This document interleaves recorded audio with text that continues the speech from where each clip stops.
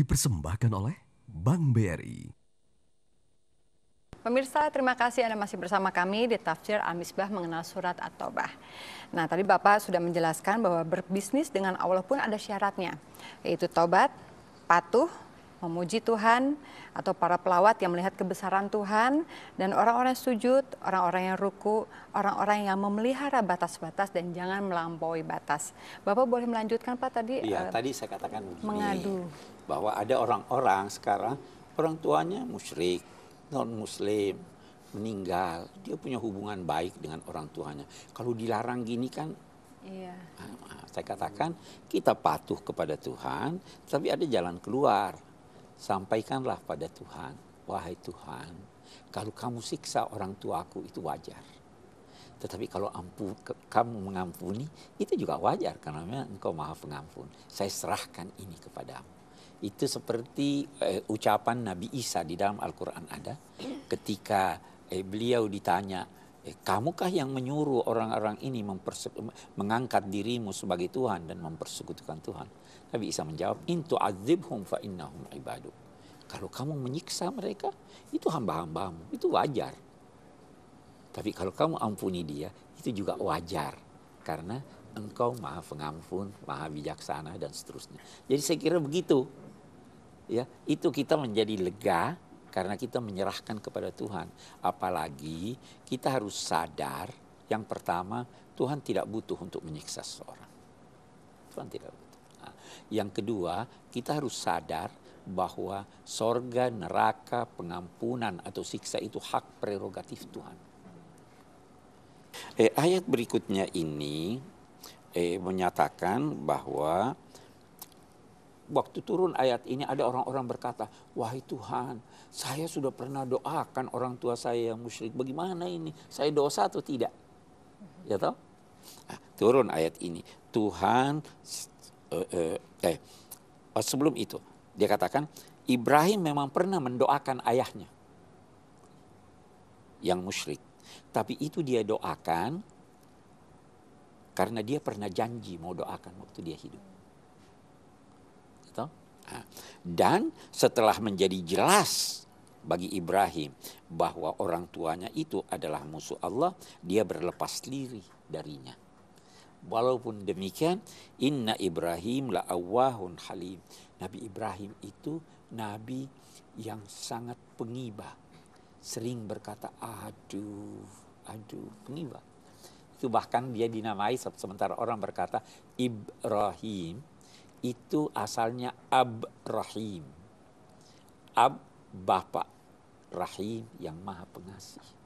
Jadi Ibrahim itu sangat pengibah. Dan Halim paling pandai menahan emosi.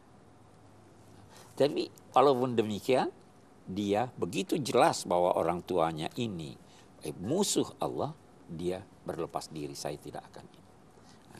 Selain Nabi Ibrahim juga Nabi Muhammad pernah mendoakan pamannya yang kita tidak akan masuk dalam persoalan itu karena riwayatnya tidak jelas. Tidak jelas riwayatnya.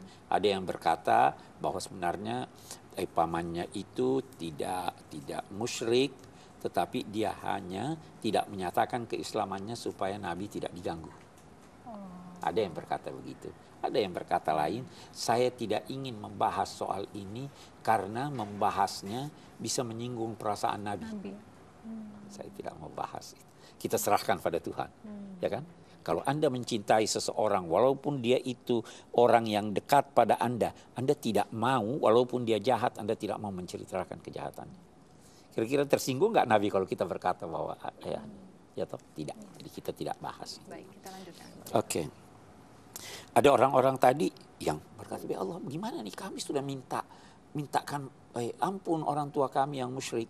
Kami dosa enggak? Allah menjawab, Allah sama sekali tidak akan meminta pertanggungjawaban dari orang-orang dan tidak juga akan menyesatkan mereka setelah mereka mendapat hidayat sampai mereka melakukan sesuatu yang telah diketahui terlarang.